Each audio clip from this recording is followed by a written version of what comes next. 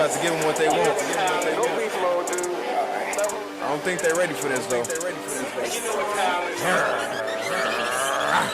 Beast mode, yeah. Beast mode, beast mode, beast mode, beast mode, beast mode, beast mode.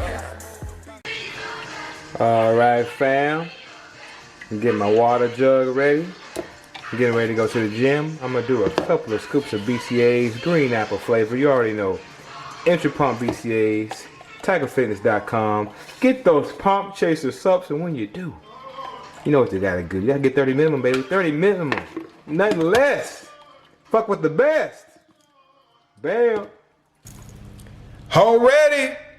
Shout out to Serge New Brain, man. One of the GOATs. What's good, YouTube? You know who it is. Chris Jones, representing Pump Chasers. You already know. Get those Pump Chaser subs at TigerFitness.com, guys. So, just recently did a video for you guys. We discussed in that video how physical training can literally boost your gray matter. 80% of brain gray matter is modifiable by physical activity alone. Incredible. It is incredible. So if we now have studies in clinical studies, RCTs in humans, of course, and in mice, that we can grow our brain structurally, we can change the functioning of our brain through physical activity, then why wouldn't we be doing this? And if you master something physical, just one physical thing, if you master something physical, you can reach an extremely high level of wisdom. Okay, because everything's connected, everything works the same. So if you master one thing, you will have the ability to do a whole host of things, anything you put your mind to. Now, I had a few DMs on Instagram. Be sure to follow me on Instagram at Beast Mode Jones. And some people asked me, would I mind giving them a few more examples of how bodybuilding can increase your wisdom? So fuck it, let's go ahead and do a video on it. So I have a shitload of examples, but let's go ahead and do 3. If you enjoy this, comment below and we can do some more. Also, comment below some things bodybuilding has taught you. I would love to read them. So number one thing you're gonna learn, when you keep in mind, not just these are things you learn when you get fucking good at bodybuilding. Let's be real here. Let's cut the bullshit. You can go to any community gym, any commercial gym, any public gym from around, I would say, 5 to 8 p.m. You know, when people get off of work and shit during the peak hours, right? Especially on a Monday. And parking lot be damn near full. But everybody in there ain't in shape. There's only gonna be a select few people that are in great shape. Everybody that work out, everybody that bodybuild do not reach the high level. They don't, just like people who do karate don't reach black belt. Just like everybody who box, you know, don't win a title, don't win a world title. Just like everybody who acts never gets on a stage play, never gets to be in movies. It is what it is. Just because you participate in something, no matter how much you love it, doesn't mean you're gonna reach that high level. I'm talking about people who reach that high level and get really good at this shit, okay? So, number one thing you're gonna learn is you're gonna learn how to resist temporary pleasures. You know, example of temporary pleasure is something that you enjoy, but it can literally set you back. It can literally set you back, or at the very least you're wasting a whole bunch of time. You're wasting a whole bunch of time doing that you could have used to get you closer to your end goal. You know, perfect example. If you're dieting for a show, you're 3 weeks out. Guys, it may not sound like a lot difference, but 7% body fat to 5% body fat, which is only 2% difference, is huge in photos. Every detail matters, and when you're getting down close to your show, every meal matters, every workout matters, hydration matters, everything, every little minute detail matters, believe it or not. So let's say one day you wake up and you just had enough, you got these cravings, you're literally like a week or 2 out from your show. Mind you, the metabolism may have even slowed down a bit, right? So if you go to a Chinese buffet, which is why I love those sugar donut biscuits, man, with some sweet and sour chicken and egg rolls, that red sauce, right?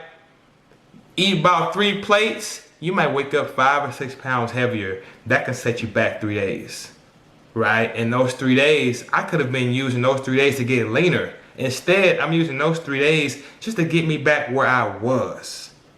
Temporary pleasure. Yes, the meal was enjoyable. I really enjoyed it. You know, math orgasm. You know what I mean?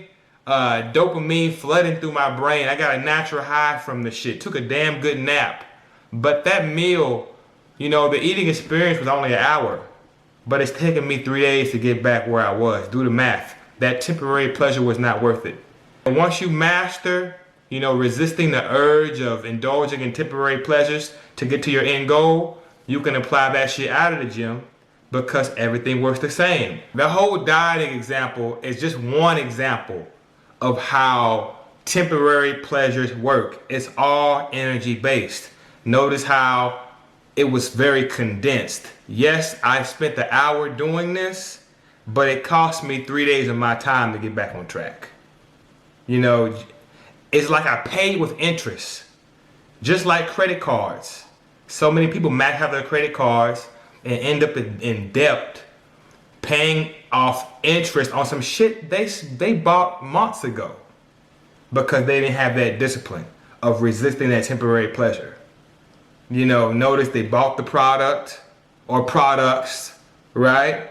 And now they're paying back this shit for months, possibly even years. You know, some people have way less discipline than others.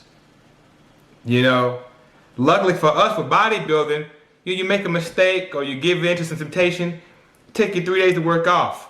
But there are some situations, it might take you months to work off or years to work off. Or depending on how bad you fuck up, you may never be able to work it off in this lifetime. You know, so one thing I love about bodybuilding is bodybuilding, it just teaches you the art of resisting temporary pleasures. So at least you know how to do it. We all make mistakes in life. Nobody's perfect.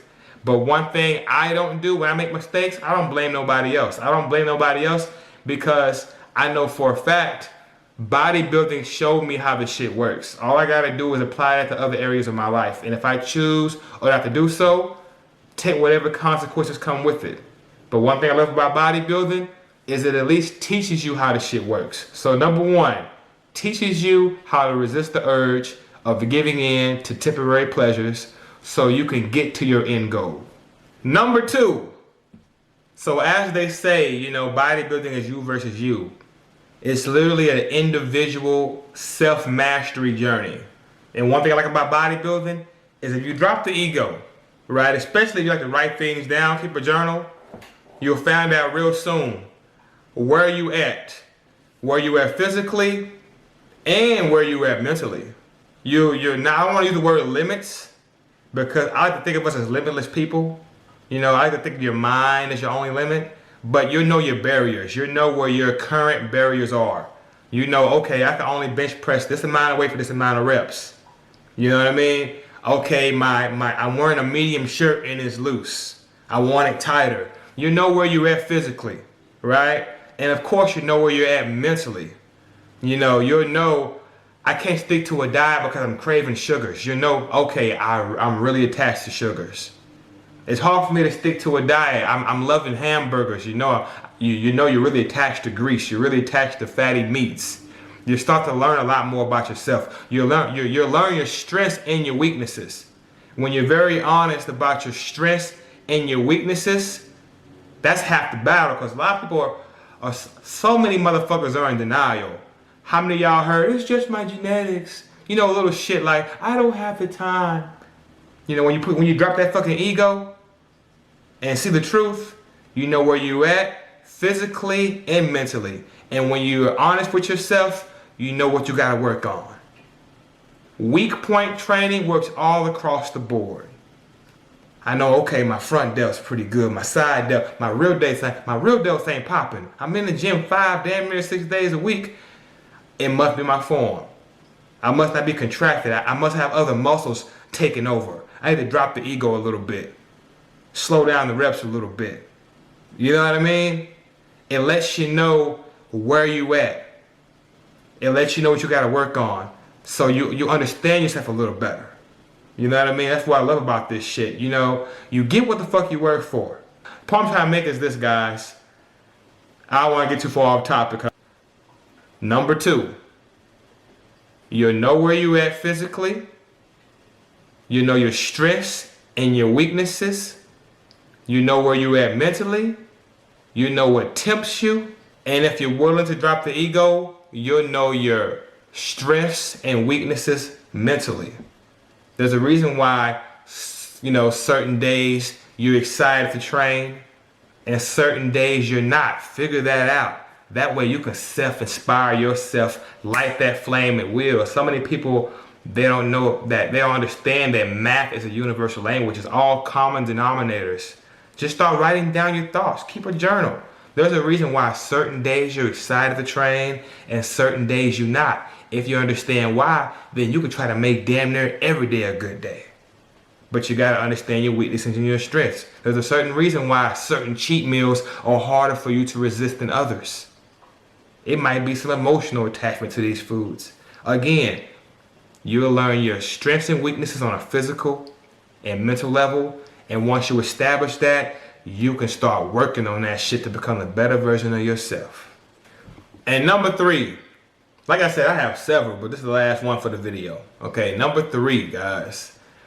As you get good at this shit, you're gonna understand bodybuilding is a lifestyle. Break down the word life and style. We already know life means life.